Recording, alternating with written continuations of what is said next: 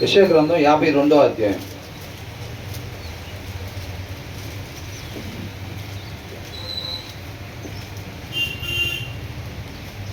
పదమూడవ వచనం. ఏమంటున్నారు? అటు ఇటు చూడండి అంటున్నారా? కొద్దిసేపు నిద్రపోండి అంటున్నారు. పండగ కదా, పొద్దున్నే లేచి ఉంటారు కదా, 5-6 వెళ్ళే, 4, 7:30, 8 కాకుండా పొద్దున్నే లేచి ఉంటారు కదా. కాబట్టి ఏం చేస్తారు, టయానికి ఎగ్జామ్ ముందు బాగా చదివి రాత్రి తెల్లారి 4 గంటల చదివి ఎగ్జామ్ స్టార్ట్ అనగానే చక్కగా కళ్ళు మూసుకొని నిద్రపోయే కాకుండా ఏమంటున్నారు, ఆలకించుడి నా సేవకుడు వివేకముగా ప్రవర్తించును అని అంటున్నాడు. ఇక్కడ ఏమని ఉందంటే ఇంగ్లీష్లో, see my servant will act wisely అని అంటే ఇక్కడ ప్రాస్పర్ అని ఇచ్చాడు.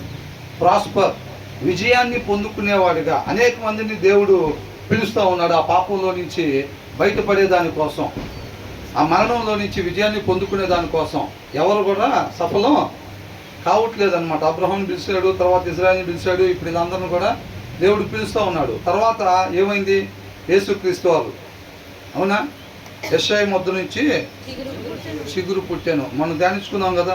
యెషయా గ్రంథం 11వ అధ్యాయంలో ధ్యానించుకున్నాం కదా. అదేమైందంట, ఆ తర్వాత ఏమనుంది ఇక్కడ,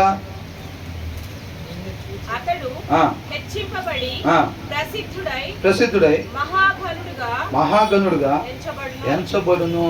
ఆయన ఏమవుతాడంటే సేవకుడు వివేకవంతంగా ఉండి విజయాన్ని సాధించేవాడుగా, he will be raised and lifted up and highly exalted, ఉన్నతమైన స్థానంలోకైనా వెళతాడు, ఉంటాడు అని అంటున్నాడు అన్నమాట యేసుక్రీస్తు వారి గురించి.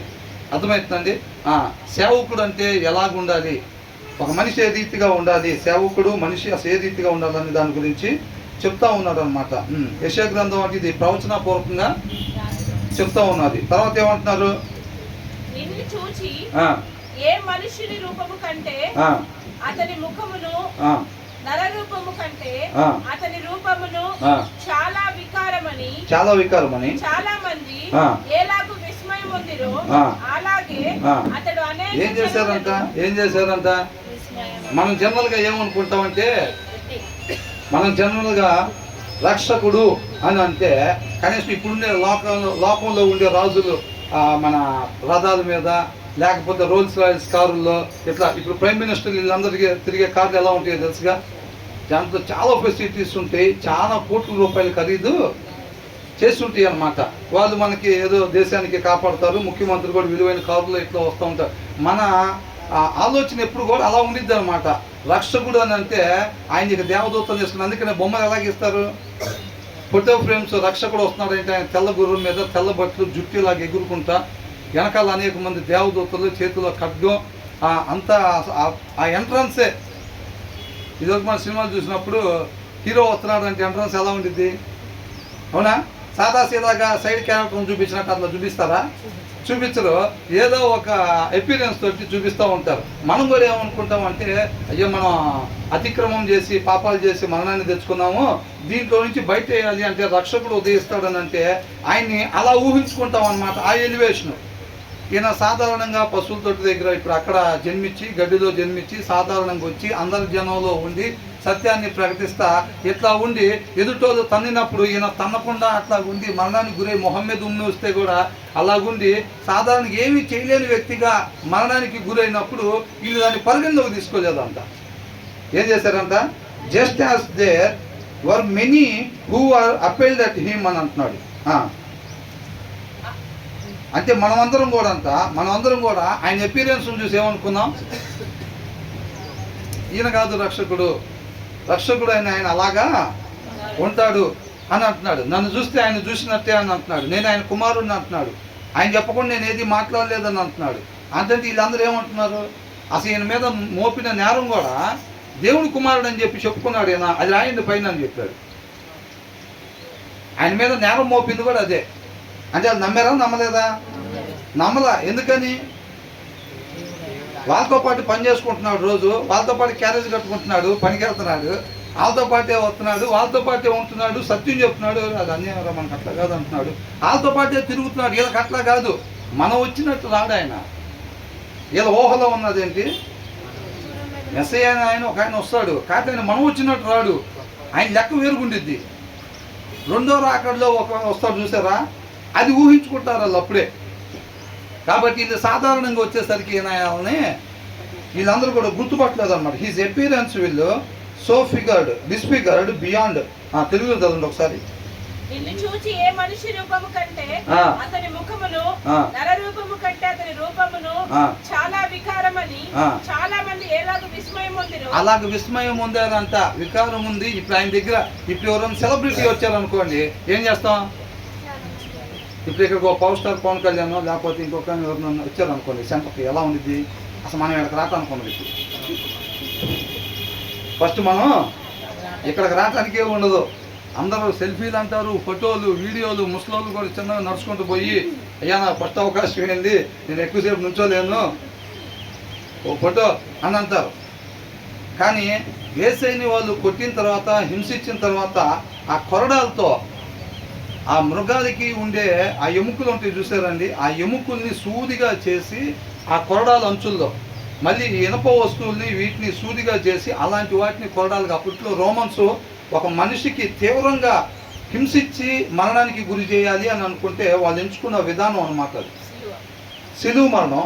ఆ శిలువ మరణం కూడా వారిని ముందు బాగా హింసించి కొట్టి, వాటితో కొరడాతో కొట్టినప్పుడు ఆ మాంసము రక్తంతో పాటు చీల్చుకుని వచ్చేటట్టుగా అంత భయంకరంగా వేదనకు గురి చేసి మినిమం 50 కిలోలు పైనుండి ఆ శిలువుని ఆ వ్యక్తి చేతే ఆ ఊరు బయట, ఇప్పుడు మన సమాధులు ఎక్కడ ఉంటాయి కదా, అట్లాగా శిలువ మరణాన్ని ఆ 50 కిలోల పైనుండే శిలువుని అలా దెబ్బలు కొట్టిన తర్వాత ఆయనే మోసుకొని అక్కడికి వెళ్ళాలి. వెళ్ళిన తర్వాత ఆయనకి అక్కడ శిలువుని వేస్తారనమాట. ఇమీడియట్గా ఎక్కడో మేకులు గుండెల్లోనో అక్కడో ఎక్కడో కొట్టరు, ఏమంటే గుండె అయిపోయి చచ్చిపోతారు. అంత సింపుల్గా చచ్చిపోకూడదు. ఏంటి, రక్తం కూడా బాగా పోయేటట్టుగా నరాల మీద కొట్టారు అనుకోండి, ఏమైంది, రక్తం అంతా ఎమ్మటే పోయి ఒక 4-5 నిమిషాలు 5 నిమిషాల్లో చచ్చిపోతారు. అంత సింపుల్గా చచ్చిపోకూడదని నరాలు ఎక్కడో కట్టగాకుండా ఎక్కువ సమయం బ్లీడింగ్ అవుతూ ఉండి వాళ్ళ మొత్తం ఊపిరి పీల్చుకోవటం, రక్తం తగ్గిపోతూ ఉంటే ఏమైంది, ఊపిరి పీల్చుకోవటం కష్టమైపోయింది. అలాంటి ఇబ్బందిని, అలాంటి వేదనని ఎదుర్కొనేటట్టుగా నరాలు ఎక్కడా కట్టు కాకుండా ఆ శిలువ మరణానికి చేస్తారనమాట. వాళ్ళు మధ్యాహ్నం 3 గంటల దాకా ఆ చిన్నగా రక్తం పోతా ఉండి ఆ ఎండలో వాళ్ళు అలా ఏలాడుతా ఉండి ఊపిరి పీల్చుకోవటానికి కూడా ఎంతో ఇబ్బంది పడి అంత కఠినమైన మరణ శిక్షను వాళ్ళు అనుభవిస్తారనమాట. అది రోమన్స్ ఎన్నుకున్న విధానం అనమాట. ఆ మరణ శిక్షని యేసుక్రీస్తు వారు అనుభవించారు, ఏ తప్పు చేయకుండా. అవునా? ఇప్పుడు ఫర్ ఎగ్జాంపుల్గా ఇప్పుడు మనోళ్ళు యూత్ నన్సీ కోసం ఇప్పుడు ఆనందని ఇప్పుడు అట్లా చేయాలన్నారు అనుకో, ఏమంటాడు, అమ్మో మన వల్ల అవ్వదు, ఏదో నీ పూటకు నేను తిండి ఆపుకొని ఇవ్వమంటే నన్సీకి ఇస్తారే కానీ మన వల్ల అవ్వదు. అదే నన్సీని అడిగామనుకో ఆనందం కోసం అట్లా చేయాలని, ఏమంటాడు? అవునా? ఎందుకు ఎవరు తప్పు చేస్తే వాళ్ళ పనిష్మెంట్. దాంట్లో ఒక మాట ఉంది, ఏమని, గాయాలు కలిగే దెబ్బల వలన ఏం కలిగిద్దంట, స్వస్థత కలిగిద్ది, మనకి అంతరంగం సరి చేయబడిద్ది. గుర్తులేదా? గాయాలు కలిగే దెబ్బలు పనిష్మెంట్ ఎందుకు ఇస్తారు? అంతరంగం సరి చేయబడ. మాట్లాడినప్పుడు పిల్లలు మాట్లాడుతుంటే ఒకసారి గద్దిస్తారు, రెండోసారి మూడోసారి దెబ్బలు కొడతారు. ఆ పనిష్మెంట్ ఏం చేసిద్ది, ఆ నొప్పి ఏం చేసిద్ది అని అంటే అంతరంగాన్ని సరి చేసిద్ది, ఇంకోసారి మాట్లాడకుండా చేసిద్ది. అవునా కదా? ఇక్కడ ఏం జరుగుతుంది, దెబ్బలు ఆయనకి, స్వస్థత మనకి. అర్థమవుతుందండి? అది అంటున్నాడు. వాస్తవానికి ఆ దెబ్బలు మనం అనుభవించాలన్నమాట. మనల్ని కొడితే అయ్యే దెబ్బలు, ఆ కొడ దెబ్బలు ఎవరు తినాలి? మనం తినాలి. ప్రతి మనిషిని, భూమి మీద పుట్టిన ప్రతి మనిషిని ఏం చేయాలంట, అతిక్రమం చేసే ప్రతి ఒక్కరిని కూడా యేసుక్రీస్తు వారు ఏసీలో ఎలాగైతే ఆ శ్రమలు అనుభవించాడో ఆ శ్రమలు ప్రతి మనిషి అనుభవించాల్సింది. ఆయన మీద పడిన ప్రతి దెబ్బ అది మన మీద పడాల్సిన దెబ్బ. ఆ అవమానాలు, నిందలు, ఆ మరణం ఎవరు ఎదుర్కోవాల్సింది? మనం ఎదుర్కోవాల్సింది అన్నమాట అది మొత్తం. కాబట్టి దెబ్బలు మొత్తం కూడా ఆయన తీసుకున్నాడు, స్వస్థత మనకి ఇచ్చాడు అన్నమాట. అవునండి? కాబట్టి ఏమంటున్నారు ఇక్కడ,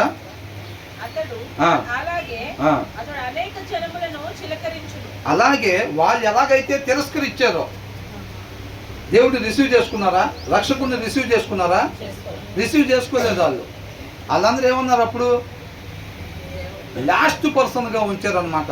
బరబ్బాని వదిలిపెట్టండి, మాకు ఇవన్నీ సిలువైంది అని చెప్పి చెప్పారనమాట. కాబట్టి అలాగే ఎలాగైతే తృణీకరించారో అలాగే అతడు చిలకరించును. నోరు మూసుకునేదారు. అప్పట్లో రాజులు ఏం చేశారు? ఆయన తీసుకుని వెళ్ళి సిలువని ఎక్కించారు. అనేక జనాన్ని చిలకరిస్తారనమాట. తర్వాత ఆయన చూసి అనేక మంది ఆశ్చర్యపోయే రీతిగా, అవాక్కయ్యే రీతిగా ఆయన తర్వాత రక్షకుడిగా గుర్తిస్తారనమాట. తర్వాత ఏమంటున్నాడు? రాజులు అతను చూచి నోరు మూసుకొనెదరు, తమకు తెలియచేయబడని సంగతులు వారు చూచెదరు. వాళ్ళు తర్వాత యేసుక్రీస్తు వారిని రాజులు కానీ వీళ్ళందరూ కూడా ఆ రీతిగా తర్వాత రెండో రాకడికి వచ్చినప్పుడు యేసుక్రీస్తు వారు సింహాసనం మీద కూర్చుంటారా లేదా? కూర్చుని ఉన్నప్పుడు ప్రతి ఒక్కళ్ళు కూడా ఆయన ముందు నిలబడాల్సిందే. కాబట్టి ఆ పరిస్థితుల్లో ఆయన్ని చూస్తారన్నమాట. అందరూ కూడా ఆశ్చర్యపోయే రీతిగా. రాజులు ఎలా ఉంటారంట? నోరు మూసుకొని ఉండేవారికి ఉంటారు. వాళ్ళందరూ ఆశ్చర్యపోయే రీతిగా ఆయన సింహాసనం మీద ఆసీనుడై ఉంటాడు అని అంటున్నారు. తర్వాత ఏమంటున్నారు?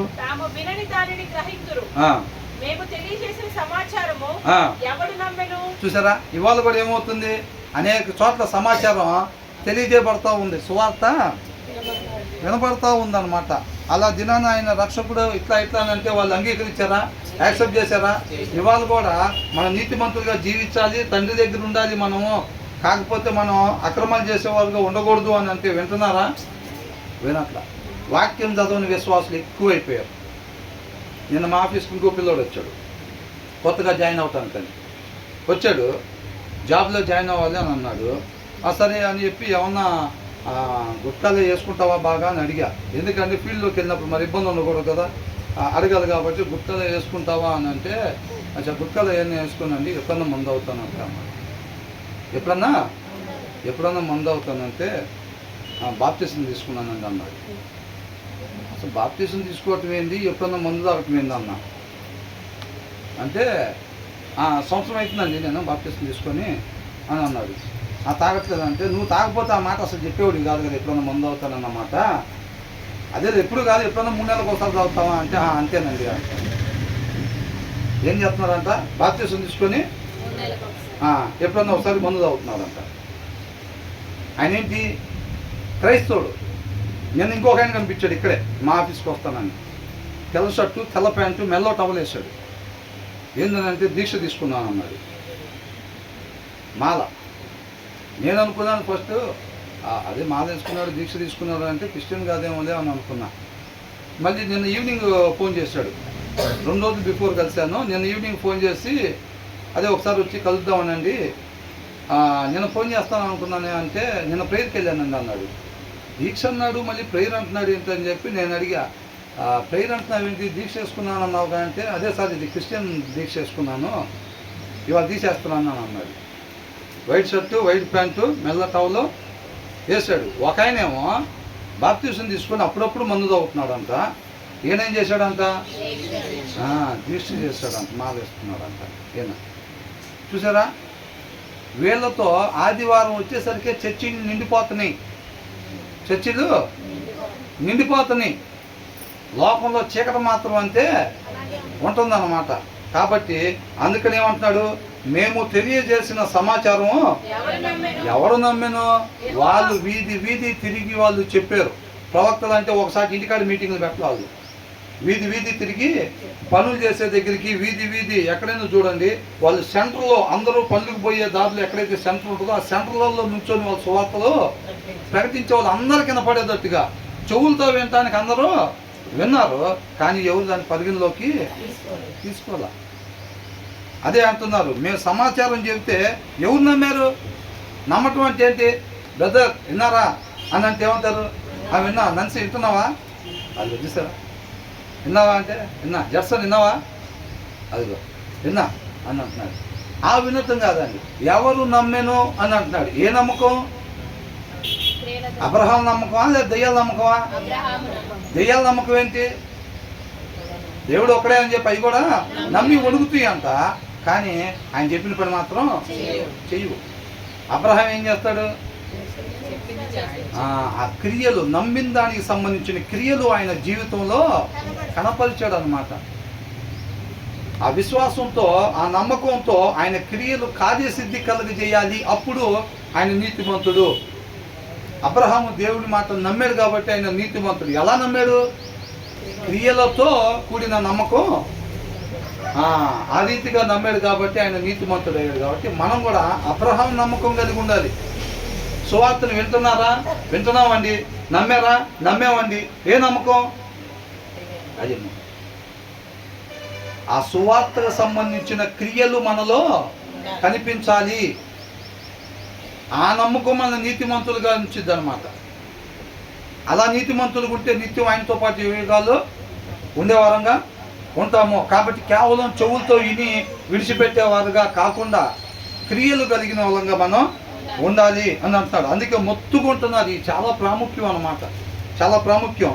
మేము తెలియజేసిన సమాచారం ఎవరు నమ్మినో ఒక ఆయన చూస్తున్న పెద్ద సిలువ మిషన్ ఏంటి అవునా కదా, పెద్ద సిలువ. ఎప్పుడైనా చూడండి, ఈ దినాల్లో అపవాది చేసేది, అన్యులు చేసేది ఇవన్నీ ఏంటంటే, అప్పట్లో ఓల్డ్ టెస్ట్మెంట్ ఇటు చూడాలి. అప్పట్లో ఓల్డ్ టెస్ట్మెంట్లో వాళ్ళకి ఏదైతే చేయమని చెప్పారో వాటిని తీసుకొచ్చి మన ముందు పెడతారనమాట. 500 రూపాయలు దొంగ నోట్ ఎట్లుంటుందంటే ఒరిజినల్ నోట్ లాగా తయారు చేస్తారు. అవునా? అది 100 రూపాయల నోట్ లాగా తయారు చేసి 500 ఇదిగో అంటే నమ్ముతారా? నమ్మరు. ఆ దొంగ నోట్ ఎలా ఉండాలి? 500 రూపాయలు ఒరిజినల్ నోట్ లాగా ఉంటే జనాలు మోసపోయే వాళ్ళు ఉంటారు. కాబట్టి అపవాది కూడా ఏం చేస్తాడంటే బయట నుంచి ఏమీ తీసుకురాడు. ఆ దినాల్లో బలిలు ఇవ్వమని అప్పుడు చెప్పారు, ఇప్పుడు మనం బలిలు ఇవ్వకూడదు, ఇప్పుడు ఇస్తే పాపం. అప్పుడు ఒట్లు వేసేవాళ్ళు, ఇప్పుడు ఒట్టేస్తే పాపం. అవునా? వాటిని తీసుకొచ్చి పెడతాడు అన్నమాట అపవాది. వాటిని తీసుకొచ్చి పెట్టినప్పుడు వాక్యం చదవని వాళ్ళు ఏమైందంటే దాని సారాంశాన్ని పొందుకోని వాళ్ళు ఏం చేస్తారంటే, ఇది బైబిల్లో ఉందిగా, ఉందా లేదా, ఎప్పుడు చేయమని ఉంది, అలా మోసం చేస్తారు అన్నమాట. అర్థమవుతుందండి? అనేక ఆచారాలు, కోత పండుగలు, చెరుకులు కడతాలు అయ్యి చర్చిలలో తెలుసా? వాళ్ళకి ఏమైతే చెప్పారో, వాళ్ళకి ఏదైతే చేయమని పండుగలు చెప్పారో ఆ దినాల్లో కొన్ని పండుగలు చేయమని చెప్పారుగా, కొన్ని రోజులు జ్ఞాపకం పెట్టుకొని చేయమని చెప్పారుగా, వాటిని ఆచారం చేయమని చెప్పారా లేదా, వాటిని తీసుకొచ్చి న్యాక్గా ఈ టైంలో మన చేత చేపించి పాపం చేపించేస్తాడు అనుకో. అర్థమవుతుందండి? కాబట్టి తీసుకుని వచ్చి పెద్ద పెద్ద చర్చిలు కూడా పాత పండుగలని, ఆ పండుగలని, ఈ పండుగలని చెప్పి ఆ పాత నిబంధనలు వాళ్ళకి ఏదైతే చెప్పారో ఇప్పుడు మనం చేయకూడని కూడా ఆటోమేటిక్గా చేసేస్తూ ఉంటారు. అవునా? ఇప్పుడు బయట చూస్తే మనకి ఆ టైటిల్స్ కూడా పండగలకి, కోటాలకి టైటిల్స్ ఏమన్నా ఉంటున్నాయి? గుడారాల పండగ. ఇప్పుడు కొత్త నిబంధనలు ఎక్కడుంది అది? అప్పట్లో అది చేయమని వాళ్ళకి చెప్పారు. అది దాన్ని ఏం చేస్తున్నారు? జాగ్రత్తగా ఇప్పటికి తీసుకుని వచ్చి అట్లాగా ఫార్వర్డ్ చేస్తున్నారు అనమాట. అలాంటి జాగ్రత్తగా సులువుగా బైబిల్లో రాస్తుంది కదా అని చేయటం కాదు, అది మనల్ని ఇప్పుడు చేయమంటున్నారా లేదా చెక్ చేసుకొని చెయ్యాలన్నమాట. బయట అన్ని చేసే ప్రతి ఒక్కటి చూడండి, వాళ్ళ విధి విధానాలు మొత్తం ఆ ఓల్డ్ టెస్ట్మెంట్లో ఏదైతే చేసేవాళ్ళో అవే అన్యుల యొక్క విధి విధానాలుగా ఉంటాయి. ఖచ్చితంగా మీరు గమనిస్తే కనుక ప్రతిదీ కూడా మనం కూడా ఏమనుకుంటామంటే అది బైబిల్లో ఉంది కదా, అప్పుడు మోసే టైంలో చేశారు కదా, నోవా టైంలో చేశారు కదా, అబ్రహాం టైంలో చేశారు కదా అని అంటారు. అర్థమవుతుందండి? కానీ ఇప్పుడు చెయ్యకూడదు, ఇప్పుడు చేస్తే పాపము. కాబట్టి దాన్ని జ్ఞాపకం పెట్టుకోవాలన్నమాట. కాబట్టి ఏమంటున్నాడు? ఎవరు నమ్మెను? ఎవరు గుర్తించారు అసలు అని అంటున్నాడు. అర్థమవుతుందండి? సువార్త చెబుతుంటే ఎవరు విన్నారు, దాని ప్రకారంగా ఎవరు నడుచుకున్నారు, ఎవరు దాన్ని గుర్తించారు, ఆయన ఎవరు గుర్తించారు, దాని ప్రకారం ఎవరున్నారు అని అంటున్నారు. తర్వాత లేత మొక్కవలెను, ఎండిన భూమిలో మొలిచిన మొక్కవలెను అతడు ఆయన ఎదుట పెరిగెను. ఎట్లా అంటే బోన్సాయి మొక్కలాగా. మనం ఏమనుకుంటాం జనరల్గా రక్షకుడు అంటే అదే కదా మన ఫీలింగ్. ఆయన ఎక్కడో నుంచో దేవదూతను తీసుకొని వచ్చి ఫోటో ఫ్రేమ్స్లో ఉన్నట్టుగా ఆయన అట్లా వస్తాడు అనుకుంటా క్రిస్మస్ రోజు రక్షకుడు పుట్టాడంటే అత్త వస్తాడని చెప్పి జనాలు ఊహించుకున్నారు. ఆయన మామూలుగా పశువుల తొట్టులో పుట్టి సామాన్యుల్లాగా మన మధ్యలో పెరుగుతుంటే వీళ్ళెవరు అంగీకరించలేదు ఆయన్ని. అవునా? కాబట్టి ఎలా పెరిగాడంట? లేత మొక్క వలని ఆయన బోన్సాయి మొక్కలాగా చుట్టూ సెక్యూరిటీ కట్టే ఆ మొక్క టచ్ బాకుండా అంటారు. మామూలు మొక్క అనుకోండి, ఎవరన్నా అంటారా ఏ బాబు దాని దగ్గరికి వెళ్దాం అంటారా? కాస్ట్లీ మొక్కలు పెట్టినప్పుడు చూడండి డోంట్ టచ్ అని రాస్తారు. అక్కడ రాస్తారా లేదా? అవి చాలా విలువైనవి. వాటికి ఏదన్నా ఒక అడుగు దూరం నుంచి చూడాలి తప్ప మన దగ్గరికి వెళ్ళటానికి లేదు అని అంటారు. మామూలు మొక్కలు అనుకో ఎక్కడ పడితే అక్కడ ఉంటాయి. ఆయన మనలో ఒకడు వాడిగా సామాన్యుడిగా వచ్చేసరికి వీళ్ళెవరు కూడా ఆయన్ని యాక్సెప్ట్ చేయలేదు. తర్వాత ఏమంటున్నారు?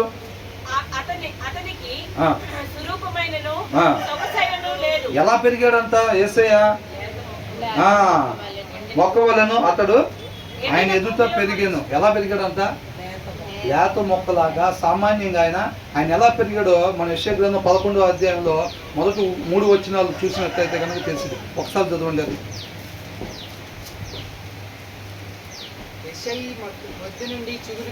చిగురు పుట్టెను, వాని వేరుల నుండి అంకురము ఎదిగి ఫలించును. ఆయన ఫలిస్తాడా? ఫలించడా? ఫలిస్తాడు. ఏమీ లేని దగ్గర నుంచి, మొద్దు దగ్గర నుంచి ఆయన చిగురు. అందరూ పాపం చేసిన వాళ్ళు, నీతి మంత్రులు ఒకళ్ళు కూడా లేరు. అట్లాంటి ప్లేస్లో నుంచి ఆయన సామాన్యుడిగా జన్మిస్తాడు. తర్వాత ఏమంటున్నాడు? యెహోవా ఆత్మ జ్ఞాన వివేకములకు ఆధారమగు ఆత్మ, ఆలోచన ఫలములకు ఆధారమగు ఆత్మ, తెలివిని యెహోవా ఎడల భయభక్తులను పుట్టించు ఆత్మ అతని మీద నిలుచును. ఆయన మీద నిలుచుందన్నమాట.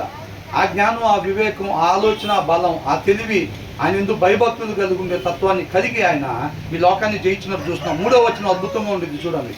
యెహోవా భయము అతనికి ఇంపైన సువాసనగా ఉండును. ఏందంట? మనకి పొగలు వస్తూ ఉండాలి, ఇట్లా ఇంత పీసులు ఉండాలి. ఇంపైన సువాసన ఏంటంట మనకి? బిర్యానీలు, పట్టుచీరలు. ఇంత బాగుంది. మంగళగిరి పట్ట, ఆ పట్ట, ఈ పట్ట అని అంటారు. కొంతమంది అయితే డబ్బులు భలే ఉంది కదా అనే అవసర వాసన, డబ్బులు వాసన చూస్తారు కొంతమంది. అవునా? కాబట్టి ఆయనకి ఇంపైన సువాసన ఏంటంట? యెహోవా భయము. ఆయన ఏదైతే వద్దు అంటాడో దాని జోలి పాడు. ఆయన ఎందుకు భయభక్తులు, చెడుతనాన్ని విసర్జించటమే ఆయన ఎందుకు భయభక్తులు కలిగి ఉండటము. ఇంపైన సువాసన. ఆయన అలా పెరిగాడు అన్నమాట యేసయ్య. అర్థమవుతుందండి? అలా పెరిగాడు యేసయ్య. ఆయన ఏది వద్దు అంటున్నాడో దాని జోలి ఎప్పుడు కూడా పోలేదు. అది ఇంపైన సువాసన అన్నమాట. అది తర్వాత ఏమంటున్నాడు? దీంట్లోకి వచ్చేసేయండి. లేత మొక్క వలెను, ఎండిన భూమిలో మొలిచిన మొక్క వలెను అతడు ఆయన ఎదుట పెరిగెను. అతనికి స్వరూపమైనను సొగసైనను లేదు. మనం అతన్ని చూచి ఆపేక్షించినట్లుగా అతని యందు స్వరూపము లేదు. ఏంటంట? ఇప్పుడు మనం ఇందాక అనుకున్నాం కదా, మనం ఆయన చూసి అపేక్షించేటట్టుగా. మేము ఒకసారి ఏదో పుట్టినరోజు అయితే నోవోటెల్కి వెళ్ళాం భోజనం చేద్దామని. నోవోటెల్కి వెళ్తే అక్కడికి అల్లు అరవింద్ వచ్చాడు. మేము అప్పుడే భోజనం చేసుకొని ఇట్లా లిఫ్ట్ దగ్గరికి వెళ్తున్నాం. ఆయన కూడా మా పక్కనే వస్తున్నాడు నడుచుకుంటా. ఇక్కడ దొరకడు కదా, కనీసం ఆయన దగ్గర కొన్ని వేల కోట్లు ఉంటాయి డబ్బులు. ఇక ఎవరు కనపడి ఏమంటున్నారు? వెళ్ళి సార్ ఒక సెల్ఫీ, ఒక్కసారి సెల్ఫీ సార్ అని అంటారు. గొప్ప వాళ్ళు వస్తుంటే. అవునా? వాళ్ళు చూస్తే ఎలా ఉంటారు? చాలా పెయిర్గా ఉంటారు. చలికాలం కూడా గొడుగులు వేసుకుని ఎంత కూడా ఎండపడకుండా అట్లా ఉంటారు వాళ్ళు. చలికాలం షూటింగ్లో కూడా వాళ్ళకి గొడుగులు పట్టుకొని ఉంటారు అన్నమాట. వాళ్ళని చూస్తేనే అట్లా ప్రత్యేకంగా ఉంటారు. ఈయన చూస్తే ఎలాగున్నాడంట?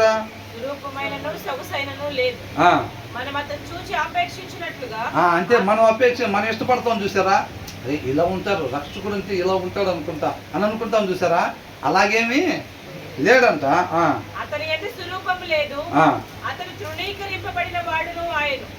ఏమయ్యాడంట? తృణీకరింపబడిన వాడు ఆయన. He was despised and rejected by mankind అంట. మనుషులందరి చేతంట ఏమయ్యాడంట?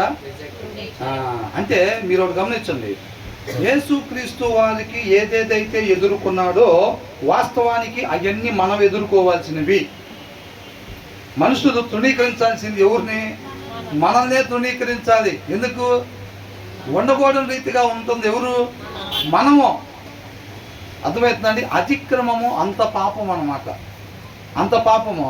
అలాంటిది ఏం చేశాడు మనల్ని, he was despised and rejected by man kind, A man of suffering. Suffering అని అంటే శారీరకంగా మానసికంగా వేదన పొందటం అన్నమాట.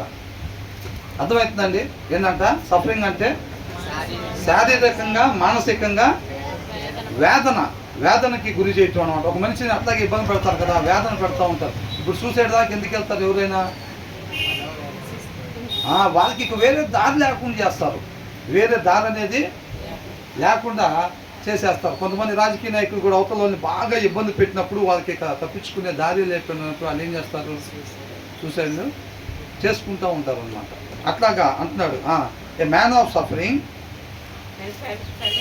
ఫెమిలియర్ విత్ పెయిన్ అని అంటున్నాడు. అంటే నొప్పి, ఇదంతా మనం అనుభవించాల్సింది అనమాట.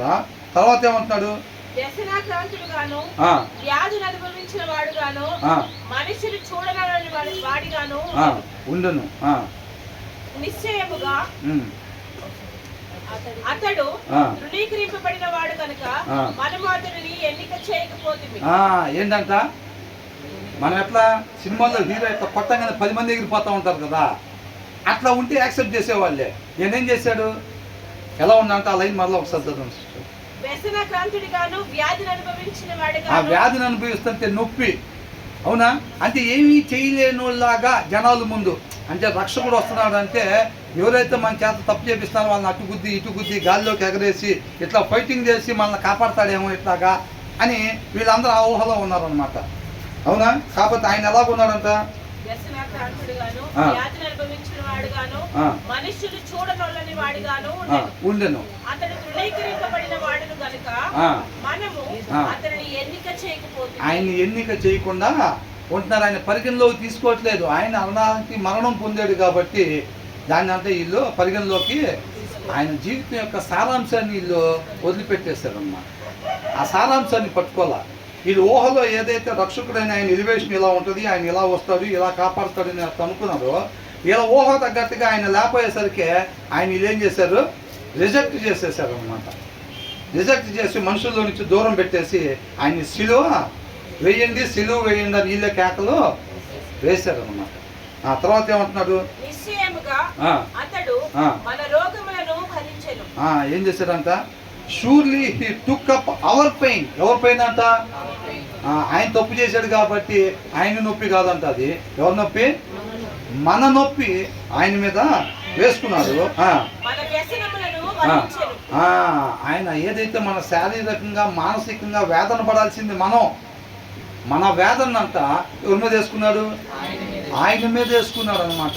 తర్వాత ఆయనను మొత్తబడిన వారిగాను, దేవుని వలన బాధింపబడిన వారిగాను, శ్రమనొందిన వారిగాను మనం అతనిని ఎంచితిమి. మనం ఏం చేసామంట, ఆయనేమో surely he took up our pain, మన శ్రమలు మన బాధలు మన వేదనని ఆయన మీద వేసుకున్నాడు. Yet we consider him punished by God. దేవుడు ఆయనకి అట్లా చేశాడు. మనం ఏం చేస్తాం, నిన్ను అడుక్కునేవాడికి ఉంచాడు, నన్ను రాజుకోటలో ఉంచాడు అనుకుంటాం చూసారా. దేవుడు అంట మన బాధని భరిస్తుంటే జనాలు ఏమనుకున్నారంట, దేవుడు ఆయనకి ఏదో చేస్తుంటాడు. యోబుని అన్నారు కదా, ఏమన్నారు, నువ్వేదో తప్పు చేస్తుంటావు కాబట్టి నువ్వు కాదు నీ పిల్లలు ఏదో తప్పు చేస్తుంటారు, అందుకే మీకు ఆ పనిష్మెంట్ వచ్చింది, లేకపోతే ఎందుకు వచ్చింది మీకు అని అంటారు చూసారా. అలాగనుకున్నారంట వీళ్ళందరూ కూడా. దేవుడు ఎలా చేస్తాడండి, దేవుడు ఆయనకి అతను గతి పట్టించాడు అని అనుకుంటున్నారంటలే కానీ ఆయన వాస్తవానికి ఆ పరిస్థితిలోకి ఎందుకు వెళ్ళాడు, మన వలన మన అతిక్రమాల వలన మనం వెళ్ళాల్సిన ప్లేస్లోకి ఆయన మనం ప్రేమించి ఆయన కుమారుణ్ణి పంపించాడమ్మా. అవునా? మనం చెబుతాం మాటలు ఏమని, అరే నీకెందుకురా నేనున్నానుగా, నీ దగ్గరికి ఎవడన్నా బాణం వేసాడంటే ఫస్ట్ నా గుండెల్లో నుంచి వెళ్ళిన తర్వాత నీ గుండె దగ్గరికి నిజంగా ఎవడన్నా బాణం వేసి కనపడ్డాడంటే ముందు బారిపోయేది ఇల్లే. అవునా కదా? ఏంటంట, నీ గుండెకి నా గుండె అర్థం పెడతారా, నీకెందుకు నేను ఉన్నానుపా అని అంటారు. ఆయన అత్తగా మాటలు చెప్పాడా, మాటలు చెప్తాం కాదు. అదే మనం నిజంగా ఎవరి కోసం అన్నా నిలబడి ఒక మాట అనిపించుకున్నాం అనుకో, అది నన్ను అనాల్సిన మాట కాదురా, నిన్నేరా అనేది వాళ్ళు అని అన్నాడు అనుకో, అసలు దాని గురించి కాదు నువ్వు ఆ పని చేసిందని చెప్పిటానికి ఎంత రాద్ధాంతం చేస్తామో మనం. ఈయనేం చేశాడు, మన పాపాల నిమిత్తం ఆయన బాధని హింసని మనం పడాల్సిన వేదన ఆయన మీద వేసుకుంటే వీళ్ళు ఏమనుకుంటున్నారంటే ఈ చేసిన వాళ్ళు ఆయన ఏదో తప్పులు చేసి ఉంటాడు, అందుకని ఆ శిక్ష దేవుడు విధిస్తున్నాడు అని అనుకుంటా. Yet we considered him punished by God, stricken by him and afflicted అని అంటున్నారు.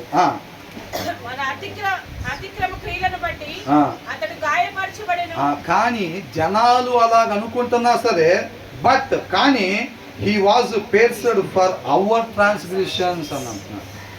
ఎందుకంటే ఆయన అట్లా అయింది, ఆయన మీద కొరడా దెబ్బ పడి అట్లా చీల్చుకుంటా ఎందుకు వెళ్ళిందంట వీటి మీద, మన అతిక్రమంలో.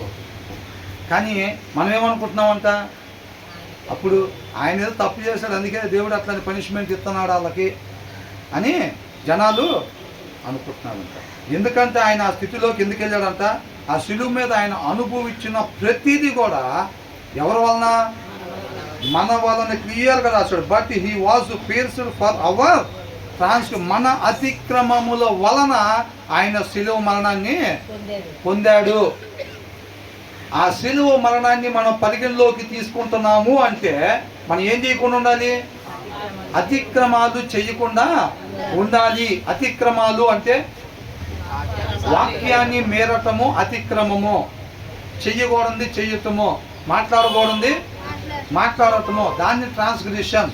మన అతిక్రమాల వలన ఆయన శిలువ మరణాన్ని పొందాడు కాబట్టి దాన్ని మనం పరిగణలోకి తీసుకుంటున్నట్టుగా అంటే ఇక మీదట ఎప్పుడు కూడా ఆ దినాన ఆయన ఒకటి చెప్తే ఇంకొకటి చేసినట్టుగా ఇక ఎప్పుడు కూడా మేము చెయ్యము, వాక్యానుసారంగానే మేము ఎప్పుడు ఉంటాము అని ఎవరైతే తీర్మానం తీసుకొని మన జీవితం మీద ఆయనకు అధికారం అప్పగిస్తారో, ఆ రీతిగానే ఉంటారో వాళ్ళు ఆయన శిలువ మరణాన్ని పరిగణలోకి తీసుకున్నట్టు తప్ప జస్ట్ నోటితో ఒప్పుకొని మధ్యాహ్నం 3 గంటల దాకా ఉపవాసం ఉంటే అట్లాగుంటే పరిగణలో తీసుకున్నట్టు కాదు అన్నమాట. ఆదాము అవ్వలు ఏ రీతిగా అతిక్రమించారో ఆ రీతిగా మనం ఎప్పుడు కూడా అతిక్రమము చేయకుండా ఉండాలి. తర్వాత ఏమంటున్నారు, చూసారా, అవన్నీ జాగ్రత్తగా గమనించండి. ఎవరి దోషాలు అంట, ఎన్నో సిస్టర్ అది 5, మన అతిక్రమ క్రియలను బట్టి. ఏంటంట, ఎవరు అతిక్రమ క్రియలంట, మన అతిక్రమ క్రియలను బట్టి అతడు గాయపరచబడను. ఇప్పుడు మాట్లాడకూడని మాట్లాడినప్పుడు గాయాలు కలిగేటట్టుగా దెబ్బలు ఎవరిని కొట్టాలి, మాట్లాడిన వాళ్ళని కొట్టాలి. అప్పుడు వాళ్ళకి స్వస్థత అంతరంగం సరిచేయబడతా ఉండేది. కానీ ఇక్కడ ఏమవుతుంది, మన అతిక్రమ క్రియలను చేయకూడని పనులు ఎవరు చేశారంట, మనం చేసాం.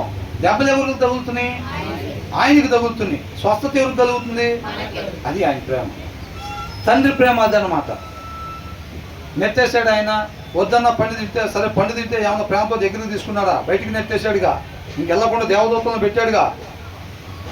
మరలా ఆ ఏదెను లోపలికి ప్రవేశించడానికి తన కుమారుని పెట్టింది, తన కుమారుని పంపించింది. మన పాపం చేసి ఉండగా మనం ఆ తోటలోనికి ప్రవేశించలేము. కాబట్టి మనందరూ పాపాల నిమిత్తం ఎప్పుడైతే ఆయన దాని క్రయధనం చెల్లించాడో, చెల్లించిన తర్వాత మన పాపం లేని వారుగా ఉంటామో, మరలా ఏదెనులోనికి ప్రవేశించగలుగుతాము. అలా పాపం చేసి ఉండగా ఎన్నిసార్లు ప్రయత్నం చేసినా ఆ తోటలోనికి ప్రవేశించలేము. కాబట్టి ఆయనే మార్గాన్ని ఏర్పరిచాడు. గుండెల మీద తన్నినా సరే ఆయన ప్రేమించి ఆయన దగ్గరికి మరలా మార్గాన్ని ఏర్పాటు చేశాడు. అర్థమవుతుందండి. తప్పిపోయిన కుమారులు నాకు వద్దులే, నాకు ఇచ్చేయి, నాచి నాకు ఇచ్చా, నా బతికేది నేను బతుకుతాను అని చెప్పి నువ్వు సృష్టించావు, సమస్తం ఏర్పాటు చేసావు, మా బతికేదో మేము బతుకుతాము, నువ్వు పండు తినొద్దంటే మేము తినకుండా ఉంటాం, అట్లకి మేము చేయము, మాకు నచ్చినట్టుగా మేము చేసుకుంటామని చెప్పి చేసి తప్పిపోయిన కుమారులాగా దేవుడి దగ్గర నుంచి ఇల్లు వెళ్ళిపోయాడు ప్రతి మనిషి కూడా. అవునా కదా? ఆయన వదిలిపెట్టేయకుండా వాడు అనుభవించాలి పానీ వాడిని అని అనుకున్నాడా? ఈరోజు చాలామంది తల్లిదండ్రులు పిల్లలు ఏదైనా తెలియక చేస్తే ఏమంటారు, వాడిని జీవితంలో ఫోన్ చేయండి, ఇంకా ఏం చేయడంతా జీవితంలో ఫోన్ చేయడం. అట్లా కాకుండా ఆయన మార్గాన్ని ఏర్పాటు చేసి మరలా దగ్గరికి తీసుకుంటున్నాడు అనమాట. తర్వాత ఏమంటున్నాడు,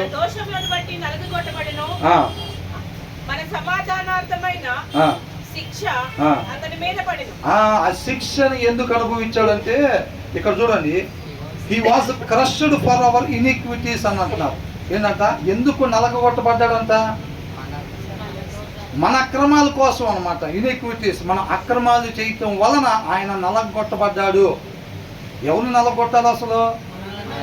ఎవరు అక్రమాలు చేశారో వాళ్ళని నలగొట్టాలి, అవునా? కానీ ఏం చేశాడు, తండ్రి ఈ శిక్షను మొత్తం అనుభవించడానికి ఆయన కుమారుణ్ణి పంపించాడు. ప్రేమ ఉందా లేదా? మన మీద ప్రేమ ఉందా లేదా?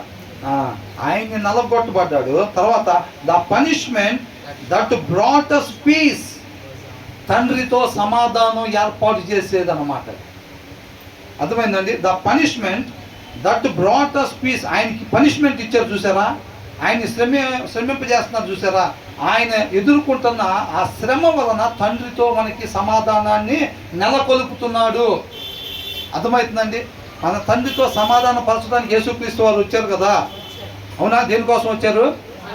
ప్రతి నరుణ్ణి, తప్పిపోయిన ప్రతి నరుణ్ణి కూడా తండ్రితో పాటు మరలా సమాధాన పరచడానికి ఆయన వచ్చాడు. కాబట్టి ఆయన సమాధాన పరుస్తున్నాడు. దేని ద్వారా? ఆయన ఎదుర్కొంటున్న శిక్ష ద్వారా. The punishment that brought us peace was on him, ఆయన మీద ఉందన్నమాట. పనిష్మెంట్ ఆయన ఎదుర్కొంటున్నాడు. చూసాడండి ఆయన ఎలా ప్రేమిస్తున్నాడు చూసాడా మనిషిని? మనం చూస్తే పూర్తిగా సెల్ఫిష్ ఉంటాం, స్వార్థంతో ఉంటాం.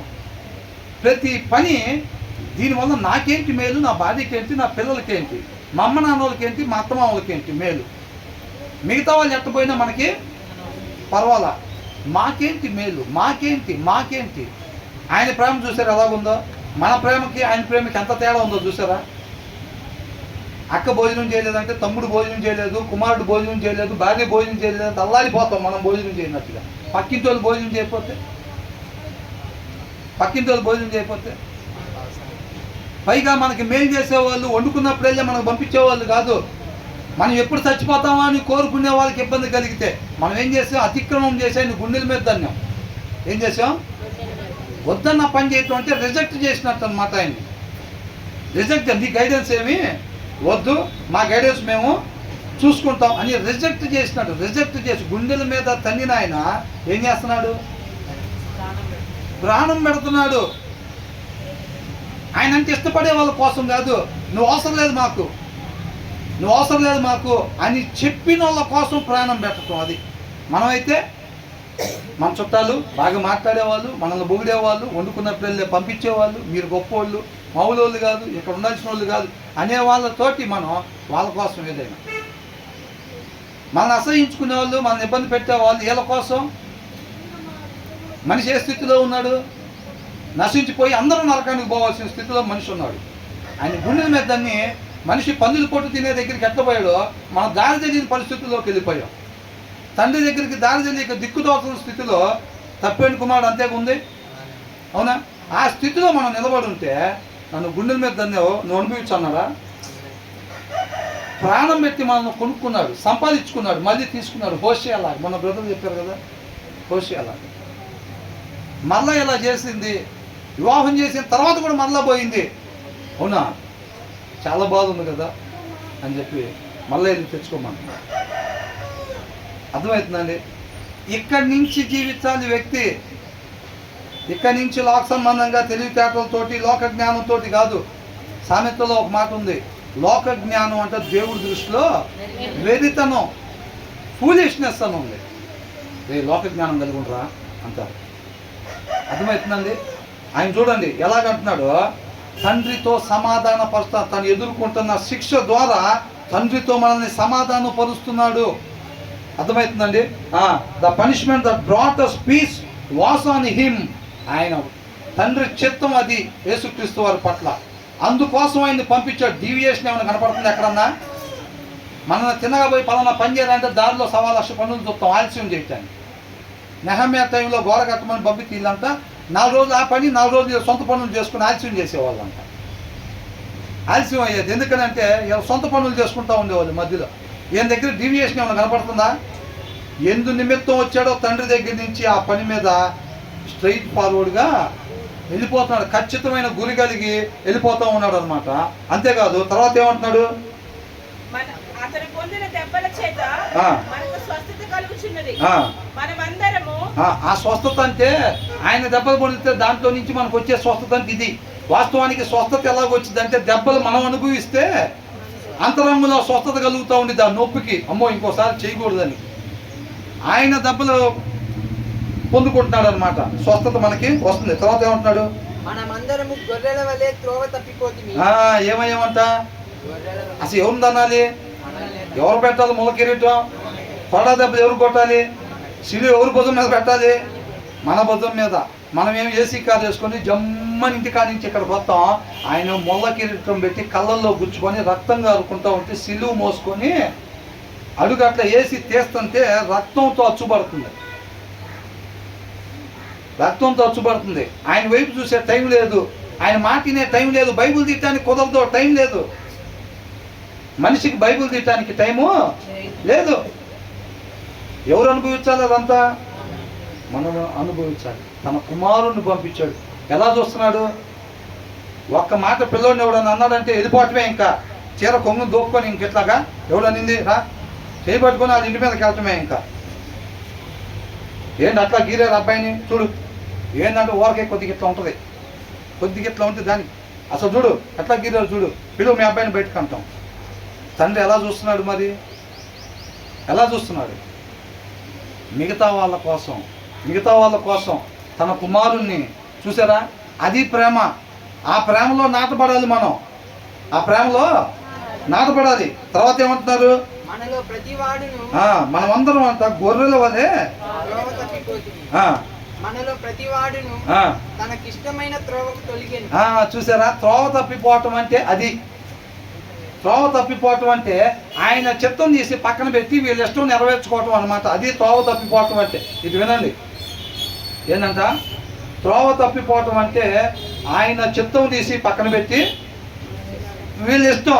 3 స్టేజ్లు బిల్డింగ్ వేయాలి, పొయ్యి లోపలే బెంజికారు తాళాలి పిల్లడి చేతిలో పెట్టాలి, మంచి భార్యను తీసుకురావాలి, పెద్ద కుటుంబాన్ని ఆడికి అప్పచెప్పి పోవాలి పోయేటప్పుడు. వీళ్ళ ఉద్దేశాలు ఇవన్నమాట. ఇక్కడ ఏమని అంటున్నాడు? ప్రతి ఒక్కరు వాళ్ళ సొంత ఇష్టాన్ని నెరవేర్చుకోవడానికి చూడటమే త్రోవ తప్పిపోవటం అనమాట. ఏమైందండి? 1,00,000 రూపాయలు బియ్యం తెచ్చుకొని తిన్నాం, తప్పేముంది దాంట్లో? మేమేం దొంగతనం చేయలేదే, ఏంటంట దొంగతనం ఏం చేయలేదే అని అంటారు. వాళ్ళకి నచ్చినట్టుగా శరీరం ఏది కోరుకుంటుంటే దాని ప్రకారంగా వీళ్ళు వెళ్ళిపోవటం, దారి తప్పిపోవటము అని అంటారు. శరీరాన్ని అనుసరించే వాళ్ళు ఎవరు కుమారులు అంట? అపవాది సంతానం అంటున్నాడు. నీ శరీరం ఏది అడిగితే అది నువ్వు ఓటీలు చేసుకుని అయినా తీసుకొచ్చి, దానికోసమే నా దేవుడు పంపించింది. శుభ్రంగా ఓటీలు చేసుకుని పగలు రాత్రి డ్యూటీలు చేసి ఆ పిల్లల్ని నెంబర్ 1 సెంట్రల్ ఏసీలో పెద్ద పెద్ద ఇంద్రభవనాలు కట్టుకొని జాగ్రత్తగా ఉండండి, కానీ వేరే వాడి కాడ దోసుకోబాకని మీ కష్టం చేసి లగ్జరీలు అనుభవించిందని పంపించాడు దేవుడు. కొంతకాలం ఏంటంట? శ్రమలో. అవునా? కొంతకాలం శ్రమలు అని అంటున్నాడు. కాబట్టి ప్రతి వాడనంత త్రోవ తప్పిపోయాడు.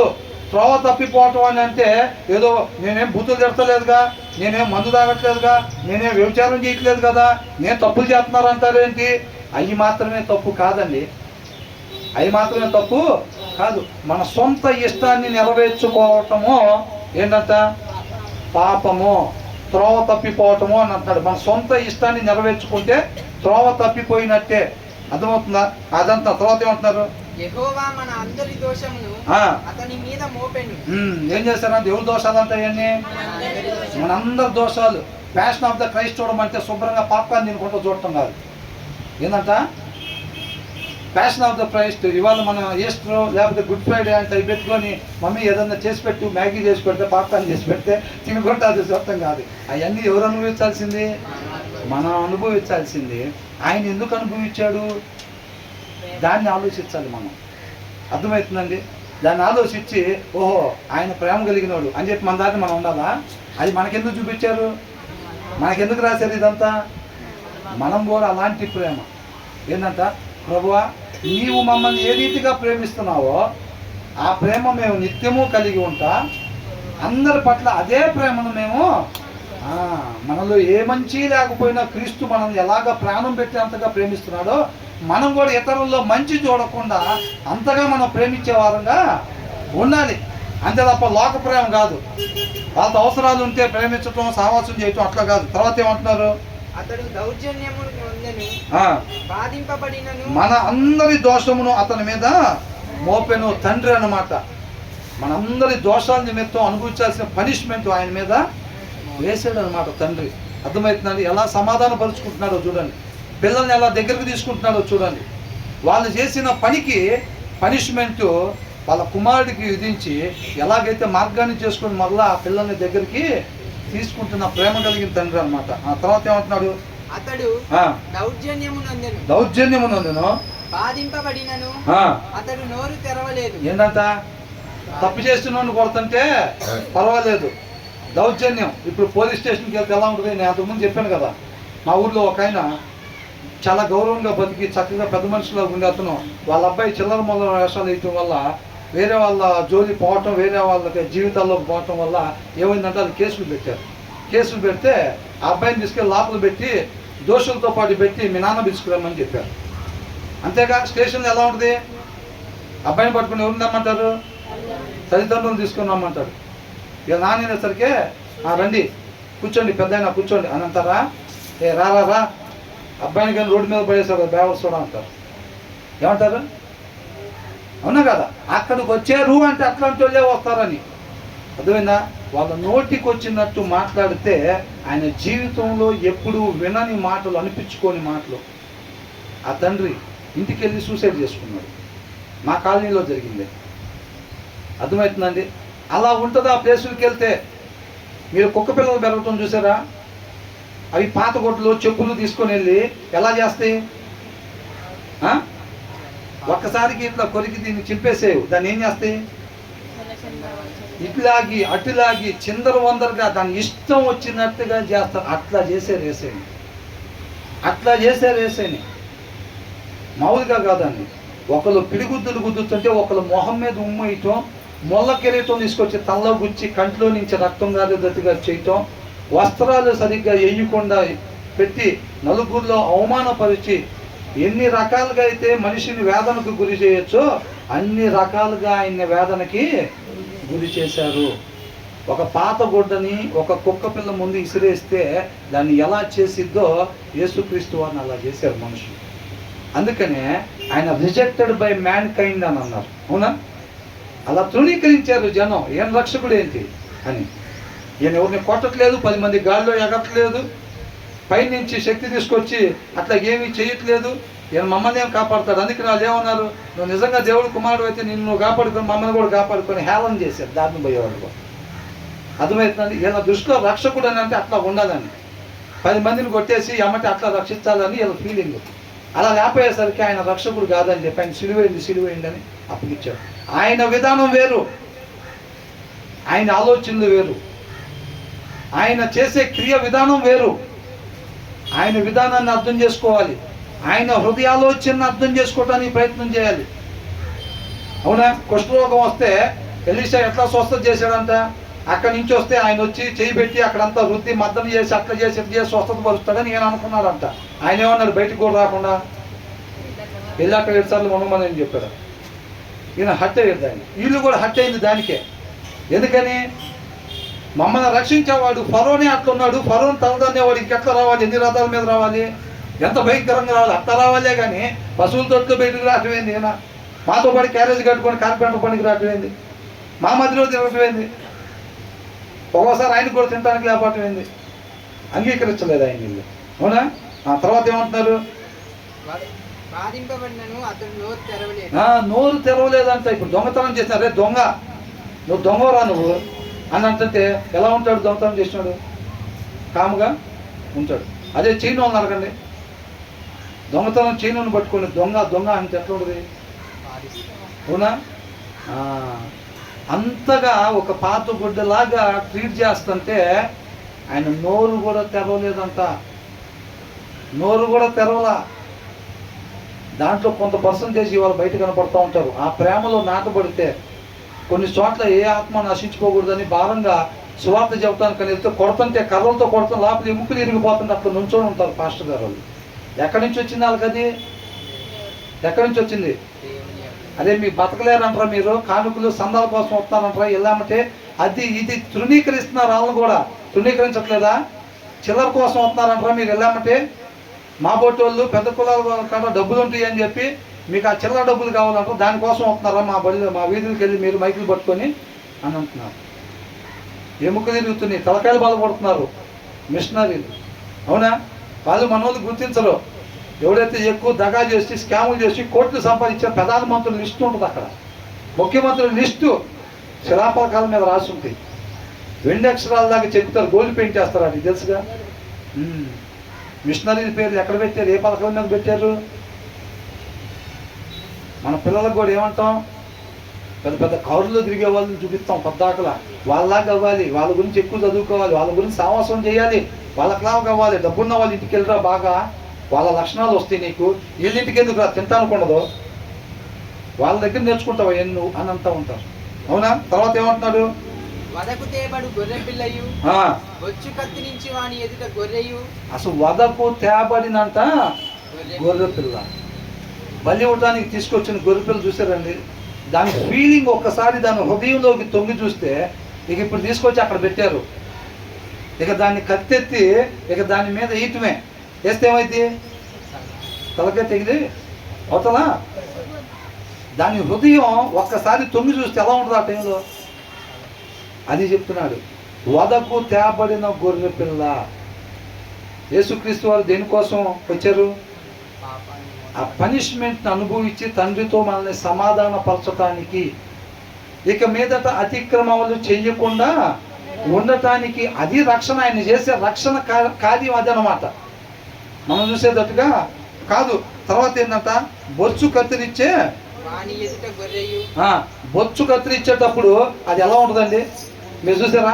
మిషన్తో స్పీడ్గా తీసేస్తూ ఉంటారు, దాని పైన ఉండే బొచ్చు మొత్తం తీసేస్తూ ఉంటారు. అది ఎలా ఉంటుంది, అప్పగిచ్చేసుకొని ఉండిద్ది. అలాగా ఏంటి, అలాగ అప్పగిచ్చేసుకొని ఉండిద్ది. ఇంకా వాళ్ళ ఇష్టం పూర్తిగా అప్పగిచ్చేసుకునేది. ఇంకా వాళ్ళకి దేవుడు కూడా, యేసుక్రీస్తు వారు కూడా తనని అలాగ అప్పగిచ్చేసాడు వాళ్ళకి. ఆ నొప్పికి ఒక్కసారి నోరు తెసి మీరు నాశనం అయిపోవాలన్నాడా? ఏమన్నాడు? వీళ్ళు ఏం చేస్తున్నారు తెలియదు, ప్రభువా వీళ్ళని.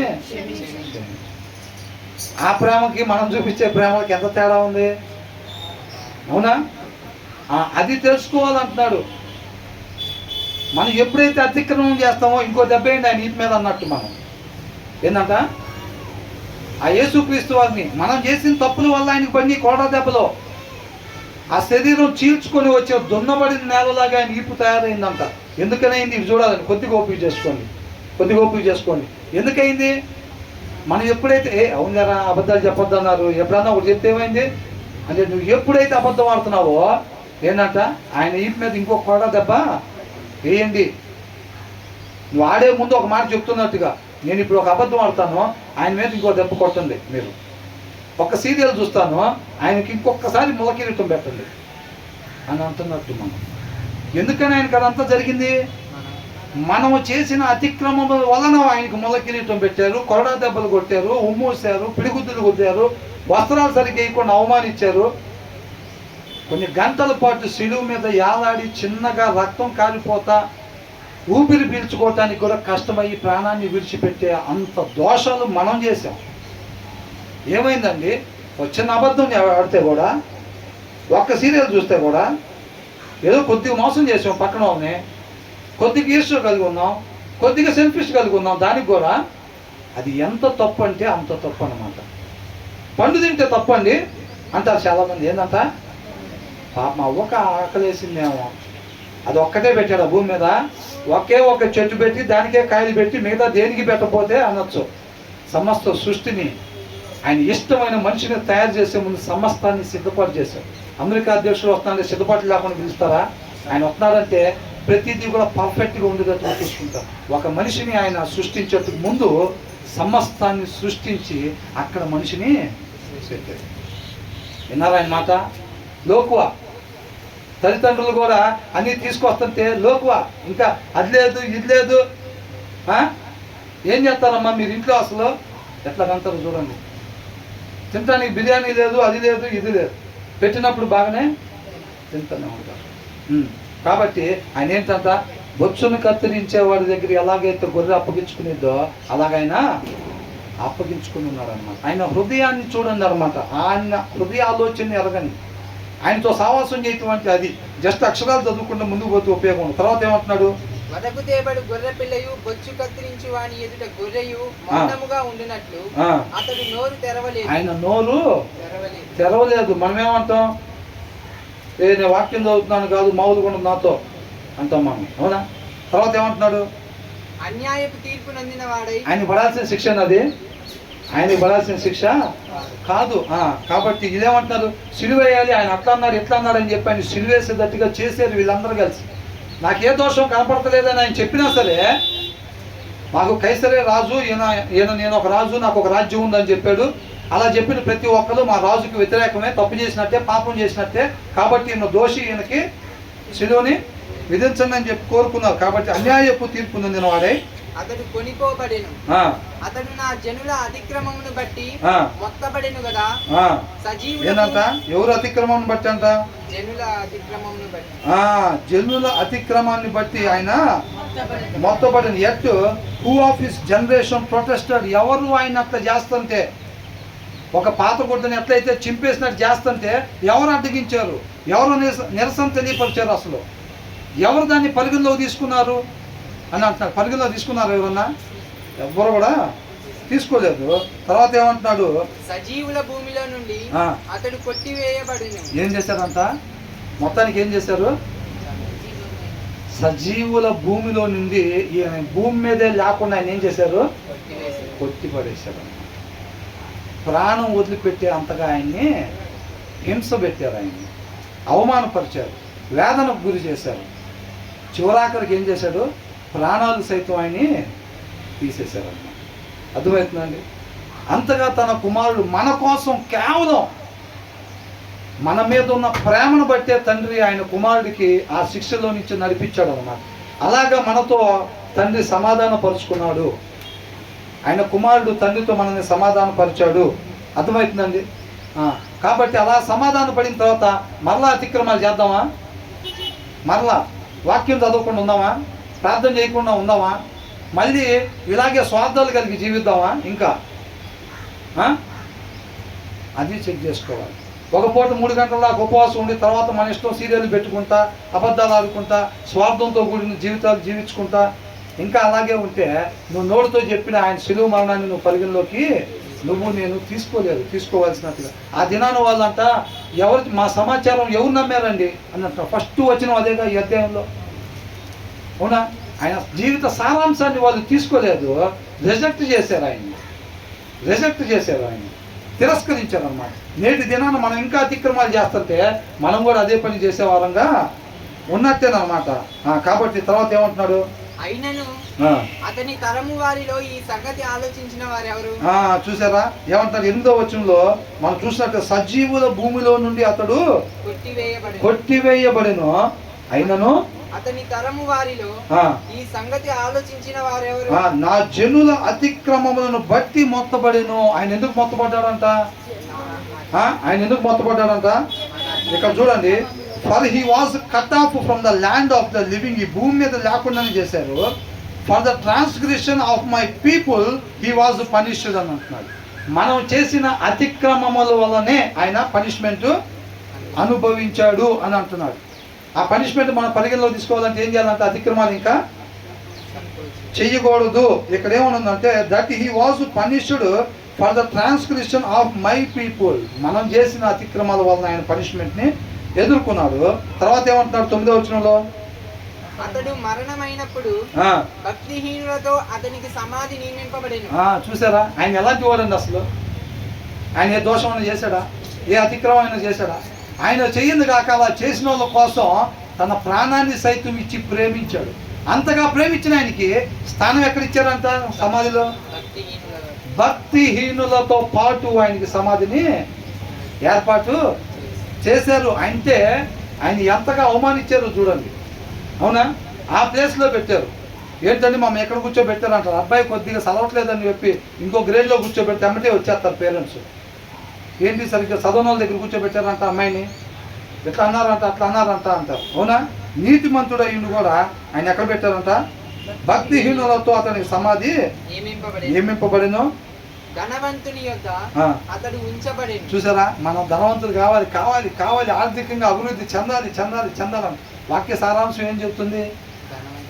ధనవంతులుగా ఉండకూడదు. ధనవంతులతో ఉంచినందుకు ఆయన అవమానపరిచినట్టుగా రాశారు ఇక్కడ. అవునా? మనం వదిలిపెడితే ప్రభువా ఒక్క నిమిషం నువ్వు కళ్ళు మూసుకున్నావు అంటే కోట్లు సంపాదిస్తావు ప్రభువా.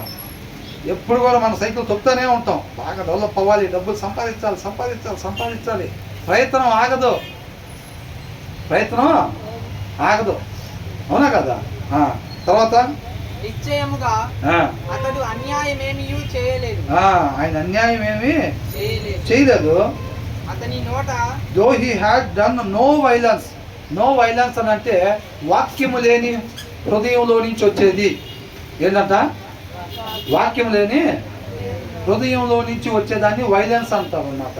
అర్థమవుతుందండి? అలాంటిది ఏమి ఆయన చేయలేదు. తండ్రి మాట ప్రకారంగానే ఎప్పుడు ఉన్నాడు. తర్వాత ఏమంటున్నారు? అతని నోట ఏ కపటమును లేదు. రాకూడని మాట్లాడుతున్న నోట ఎప్పుడు కూడా రాలేదు. Not was any deceit in his mouth అని అంటున్నాడు. అంటే ఏ రకంగా చూసినా ఆయనకు ఆ శిక్ష 1% కూడా పడాల్సింది కాదు. ఎవరికి పడాలి? అదంతా మనకే పడాల్సింది అదంతా. తర్వాత ఏమంటారు? 10వ వచనం, అతని నలుగగొట్టుటకు యెహోవాకు ఇష్టమాయెను. ఆయన అతనికి వ్యాధి కలుగజేసెను. అతడు తనను ఇక్కడ చూసారా ఏమనుందంటే, yet it was the Lord's will. దేవుని చిత్తమై ఉందంట. ఏంటి? To crush him and cause him to suffer and though the Lord makes his life and offering for sin. పాపానికి తగిన ప్రాయశ్చిత్తంగా అంట. అర్థమవుతుందండి? Offering for sin. ఇక్కడ ఏమన్నా రాస్తారంటే though the Lord makes his life. కానీ కింద మీనింగ్లో ఏమనుందంటే యూ మేక్ అని రాస్తుంది. ఏంటంట? ఆ పాపానికి పరిహారంగా మనం చేసేం. ఆయన మనం పాపం చేయకుండా ఉంటే ఆయన ప్రాయశ్చిత్తం ఉండటానికి ఉండేది కాదు. మనం పాపం చేయటం వలన ఆయన ఆ ప్లేస్లోకి వెళ్ళటానికి కారకులం ఎవరు? దేవుడు చిత్తమై ఉండి ఆయన నడిపించినా సరే ఆయన ఆ ప్లేస్లోకి వెళ్ళటానికి తప్పులు చేసింది మాత్రం మనమే అని అంటున్నాడు. Offering for sin. తర్వాత అతడు తనను తానే అపరాధ పరిహారార్థ బలి చేయగా అతని సంతానము చూచును. అతడు దీర్ఘాయుష్మంతుడు. అక్కడ ఏమనుంది? 10వ వచనంలో ఆయన అతనికి వ్యాధి కలుగజేసెను. అతడు తన్ను తానే అపరాధ పరిహారార్థ బలి చేయగా. అపరాధానికి పరిహారంగా అర్థమయ్యే బలి. మనం చేసే అపరాధానికి పరిహారం చెల్లించే బలి అన్నమాట అది. అర్థమవుతుందండి? అర్థమవుతుందా? ఏమని అంటున్నాడు? ఆయన అలాగే ఎప్పుడైతే చేసుకున్నాడో అతని సంతానము చూచును అని రాశాడు. ఇక్కడ ఏమనుందంటే and though the Lord's make his life and offering for sin he will see his offspring. అంటే తన సంతానాన్ని. ఏ సంతానాన్ని? ఈయన వలె జీవించే వారిని. ఈయనెవరు? నీతిమంతుడా లేకపోతే ఎవరు? నీతిమంతుడు. అప్పుడు దాకా అందరూ ఎలా జీవిస్తున్నారు? నీతిమంతుడు లేడు, ఒక్కడు కూడా లేడు. ఆయన ఎప్పుడైతే అలాగా శిక్షని అనుభవించాడో ఆ పాపాలకు సంబంధించి అపరాధానికి సంబంధించిన పరిహారాన్ని చెల్లించాడు. ఆయన చెల్లించిన తర్వాత అక్కడ ఒక సంతానం జన్మిస్తుంది అన్నమాట. అక్కడ అర్థమవుతుందండి? ఒకడు కొత్తగా జన్మిస్తేనే అని అంటున్నారు చూసారా? అది అక్కడి నుంచి స్టార్ట్ అయ్యింది. ఆ సంతానం అక్కడి నుంచి మొదలైంది. He will see his offspring and prolong his days అని అంటున్నాడు. చూసారండి? ప్రొలాంగ్ హిస్ డేస్ అంటే తర్వాత తెలుగులో ఏమన్నా అక్కడ? అపరాధ పరిహారార్థ బలి చేయగా అతని సంతానం చూచును. అతడు అది. చూసారండి? మనిషి పాపం చేసి ఏం తెచ్చుకున్నాడు? మరణాన్ని తెచ్చుకున్నాడు. అంటే ఎప్పుడు నిత్యము జీవించి ఉండాల్సిన మనిషి కొంతకాలం జీవించి మరణించేవాడుగా మనం పాపం చేయటం వల్ల మరణాన్ని తెచ్చుకున్నాము. ఆ మరణాన్ని తీసివేసాడు అనమాట ఆయన. అర్థమైందండి? మనం అతిక్రమాలు లేకుండా జీవించేటట్టుగా ఆ సంతానాన్ని అక్కడి నుంచి ఆయన తయారు చేశాడు. అంత మాత్రమే కాదు, ఆ మరణపు ముళ్ళుని విరిచాడు అనమాట అక్కడ. అర్థమవుతుందా? ఇక మనిషి శాశ్వతంగా జీవించేటట్టుగా తయారు చేశాడు. ఇంకా అక్కడి నుంచి ఏదైనా తోట ముందు ఎలాగైతే ఉన్నాడో అలాగా మనిషి అయ్యేటట్టుగా దాని పరిహారాన్ని ఆయన అక్కడ చెల్లించేశాడు. అతని సంతానం చూచును.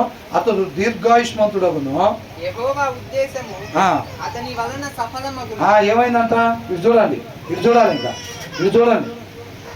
ఏమైందంట?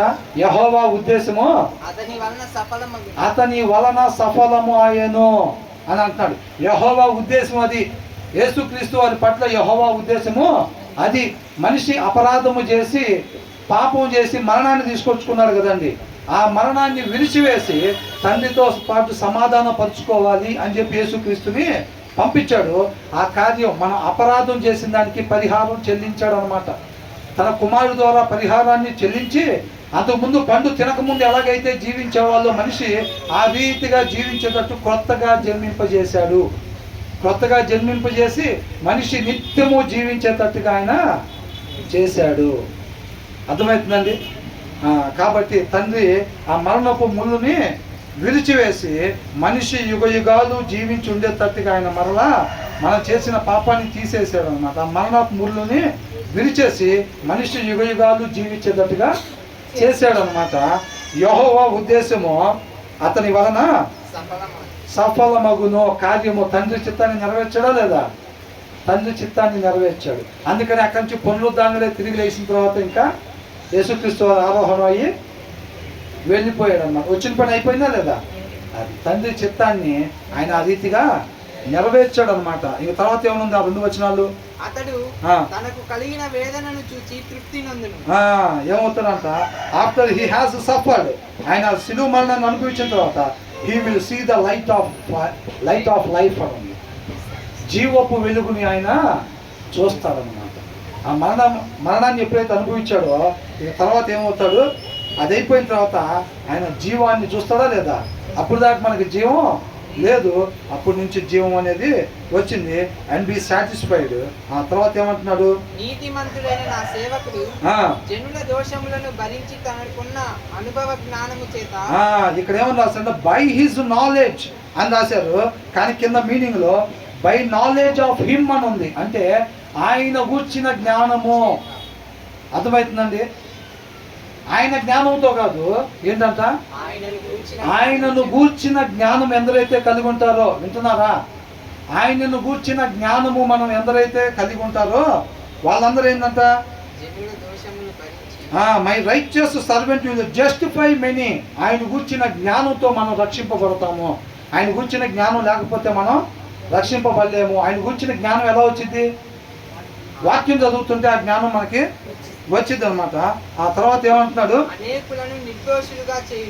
అనేక మంది ఆయన గూర్చిన జ్ఞానం వస్తేనే మనం నిర్దోషులుగా జీవించగలుగుతాం. తర్వాత ఏమంటున్నాడు? కావున గొప్పవారితో నేను అతనికి పాలు పంచి పెట్టేదను. గొప్పవారితో నేను అతనికి పాలు పంచి పెట్టేదను.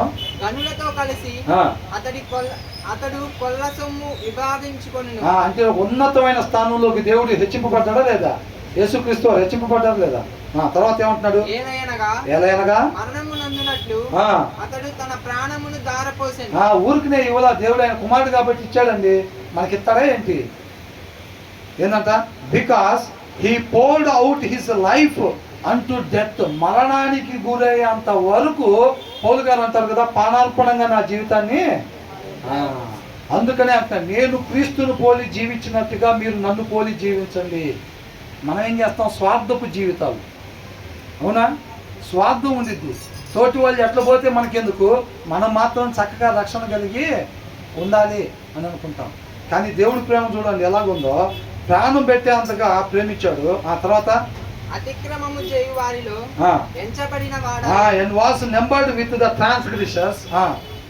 అనేకుల పాపమును భరించుచు తిరుగుబాటు చేసిన వారిని గూర్చి విజ్ఞాపనము చేశాడు. for he bore the sin of many. అందరు అపరాధములు, అందరు అతిక్రమాలు ఆయన భరించాడు కాబట్టి and made intercession for the transgressors. అతిక్రమాలు చేసే వాళ్ళ తరఫున మధ్యవర్తిగా, తండ్రితో సమాధాన పరిచే మధ్యవర్తిగా, విజ్ఞాపన చేసేవాడిగా ఆయన ఉన్నాడు. ఆయనకు ఊరికనే రాలేదు, అదంతా ఊరికనే రాలేదు. ఈ భూమి మీద ఎవరి వలన కానిది ఆయన వలన మాత్రమే అయిన పని అన్నమాట. అర్థమవుతుందండి? మనం తప్పిపోయి తండ్రి దగ్గర నుంచి మనం ఎప్పుడైతే తప్పి చేసి అవిధేయత చేసి మన పాపం చేసి మనం బయటకు వచ్చేసామో, మళ్ళా తండ్రి దగ్గరికి చేరుకోవడానికి మనకి దారి తెలియని పరిస్థితుల్లో ఆ సర్వోన్నతుడు సైన్యములకు అధిపతి మనల్ని ప్రేమించి ఆయన కుమారుని పంపించి మనం చేసిన అతిక్రమాలకి శిక్ష ఆయన మీద అనుభవింపజేసి, అవునా, ఆ మరణపు ముళ్ళుని మనం చేసిన పని వల్ల మరణం వచ్చింది. మనం చేసిన పని వల్ల మరణం వచ్చింది. ఆయన చేసిన పని వల్ల ఆ మరణపు ముళ్ళుని విరిచివేసి అతిక్రమాలు చేయకుండా నీతిమంతులుగా జీవించేటట్టుగా ఒకడు క్రొత్తగా జన్మిస్తే ఎవరు నమ్మారు మా సువార్తను అంటున్నారు చూసారా? అలా కాకుండా ఇక మీదట ఆయనని క్రియలతో కూడిన విశ్వాసంతో ఎవరైతే నమ్ముతారో వాళ్ళు క్రొత్తగా జన్మించినట్టు అన్నమాట. నమ్మి ఆయనకి మన జీవితం మీద అధికారం ఇస్తారో వాళ్ళు క్రొత్తగా జన్మించినట్టు. వాళ్ళు తండ్రితో పాటు యాక్సెస్ వాళ్ళకి ఉండిద్ది, తండ్రితో పాటు సమాధాన పడతారు, యుగ యుగాలు ఆయనతో పాటు ఉంటారు. అంతేలే కానీ మనం ఏడు మాటలు పలికేసుకోనో లేకపోతే ఏదో ఆచారంగా పలికేసుకొని లేకపోతే 3 గంటల దాకా ఉపవాసం ఉండి మజ్జిగ ప్యాకెట్లు లాగేస్తే అయిపోయింది, తర్వాత 4 గంటల దగ్గర నుంచి మన ఇష్టం. అది కాదండి పండగ జరపటం అంటే. అది ఒక దినానికి సంబంధించిన పండగ కాదు. సమస్త మానవాళి చేసిన పాపపు మరణపు ముళ్ళుని విరిచి ఆ పిల్లల్ని మళ్ళీ తండ్రి దగ్గరికి సమాధానపరిచాడు. ఒకడు క్రొత్తగా జన్మించడం ద్వారా మరలా ఏదేళ్ళలోకి ప్రవేశించడానికి ఆయన మరణపు ముళ్ళుని విరిచి ద్వారాలు తెరిచాడు. దేవదూతల్ని కాపలా పెట్టి ఆ తోటలోకి రాకుండా చేశాడు చూసారా? మనిషి దాని లోపలికి ప్రవేశించలేడు. కాబట్టి ఈ మార్గాన ఆ తోటలోనికి మరలా ప్రవేశించాలి. మనం చేసిన అపరాధాలకి ఆయన శిక్షని అనుభవించడం ద్వారా ఆ రీతిగా మనల్ని రక్షించాడు అన్నమాట. ఆ రీతిగా మనం రక్షించి ఆ మరణపు ముళ్ళుని విరిచి మనం మరలా తండ్రి దగ్గరికి సమాధానం పరిచాడు. కాబట్టి ఆ దినాల్లో వాళ్ళు అంటారు సువార్త చెబితే ఎవరు వినలేదంట. ఆయన రక్షకుడు అంటే వినకుండా ఆయన్ని సిలువ మీదకి ఎక్కించారు. ఈ దినాన్ని కూడా మనం విని విడిచిపెట్టేస్తే ఉపయోగమేమీ లేదు. అంటే నేను చేసే అతిక్రమం వల్ల ఇంత జరుగుతుందా, ఇంత నష్టం జరుగుతుందా అని చెప్పి ఇక మీదట మన కోసం ఎవరైతే మూల్యం చెల్లించారో ఆ త్యాగాన్ని మేము పరిగణలోకి తీసుకుంటున్నాము అని మన క్రియల ద్వారా మనం తెలియపరచాలి. ఇక ఎప్పుడు కూడా అతిక్రమాలు మనం చెయ్యకుండా ఆ తండ్రి దగ్గరికి వెళ్ళి ఆ దినాన అవ్వకి వచ్చిన అవకాశం నాకు వస్తే నేను తినేదాన్ని కాదు పండు. ఆ దినాన ఆదాంకి వచ్చిన అవకాశం నాకు వస్తే నేను తినేవాడిని కాదు. ఇవాళ నీ ముందు నా ముందు అదే పరిస్థితి ఉంది. నీ ముందు నా ముందు అదే పరిస్థితి ఉంది. వాక్యంలో వద్దన్నది మనం ఎప్పుడైతే చేస్తున్నామో ఆ దినాన్ని అవ్వ చేసిన పని నువ్వు చేస్తున్నట్టు, ఆదాము చేసిన పని మరలా నేను చేస్తున్నట్టే అన్నమాట. మరలా ఆయన ఇంత చేసిన తర్వాత కూడా మరలా ఆయన్ని గుండెల మీద తన్నేవారుగా నువ్వు మాకు అవసరం లేదని చెప్పేవారుగా ఉంటామన్నమాట. ఇప్పుడు మరలా అతిక్రమాలు చేస్తుంటే ప్రతి ఒక్కరు మార్గం తప్పిపోయారంట. మార్గం తప్పిపోవటం అంటే ఏంటి? వాళ్ళ సొంత ఇష్టాలు నెరవేర్చుకోవటమే మార్గం తప్పిపోవటం. అవ చేసిన పని ఏంటి? దేవుడు వద్దన్నాడు మీకు మంచిది కాదని. ఏమేమనిపించింది? ఏమకి తిందామని అనిపించింది, ఏమో కనిపించింది చేసింది అంతే. ఆయన మాట తీసుకొచ్చింది. యేసుక్రీస్తు వారు కూడా ఆయన కనిపించింది చేశాడా? చేయలా. ఆయన నీ చిత్తమే. చాలా బాధగా ఉంది తండ్రి, చాలా కష్టంగా ఉంది తండ్రి, సాధ్యమైతే ఈ గిన్నె నా నుంచి తొలగించు. అంత కష్టంగా ఉందన్నమాట. అది సాధ్యమే తొలగించు. అయినా నా చిత్తం కాదు, నీ చిత్తం. ఆ దినాన అవ్వ ఆదాము ముందు పెట్టిన పండు యేసుక్రీస్తు వారు ముందు కూడా పెట్టాడు. ఈయన మాత్రం సక్సెస్ అయ్యాడు. తినాలనిపిస్తుంది తండ్రి పండు, అయినా నా చిత్తం కాదు, నీ చిత్తం నెరవేర్చబడాలి. నలగ కొట్టబడ్డాడు, దున్నబడ్డాడు, ఏడవబడ్డాడు. అర్థమవుతుందండి? ప్రాణాలు అర్పించాడు, మరణపు ముళ్ళుని విరిచాడు, అందరినీ తండ్రితో పాటు సమాధానపరిచాడు. కాబట్టి అంతగా దేవుడు ఆయన్ని హెచ్చించాడు. మనందరి అతిక్రమాలు ఆయన భరించాడు. కాబట్టి ఆయన మనందరి తరపున మధ్యవర్తిత్వం చేయటానికి అర్హుడిగా తండ్రి ఉంచాడు. విజ్ఞాపన చేయటానికి అర్హత కలిగిన వాడిగా తండ్రి ఉంచాడు. మనకు ముందు మాదిరికరంగా ఉంచాడు అన్నమాట. ఆ ప్రేమలో నాటబడేవారిగా మనం ఉండాలి. ఆయన హృదయంలో తొంగి చూసి ఆయన హృదయాలోచన చొప్పున మన జీవితాలు మనం కూడా నడిచి ఆయన ఏమంటున్నాడు? పోయిపడ్డాడంట. ఆయన జీవితం ఎలాగా? పానార్పణంగా పోయిపడ్డాడు. అక్కడ నాటుపడ్డాడు. కాబట్టి పౌలు గారు కూడా తన జీవితం పానార్పణంగా తెప్పించాడు. మనకు కూడా తీసుకొచ్చి మన ముందు పెట్టాడు. మనం కూడా చక్కగా వాక్యాన్ని చదువుతా వాళ్ళ హృదయాల్లోకి తొంగి చూసి ఆ ప్రేమను వంట పట్టించుకొని ఆ ప్రేమను కనపరిచి క్రీస్తు వలె తండ్రిని మనం మహింపరిచేవారుగా ఉన్నాం. దేవునికి మహింపరంగా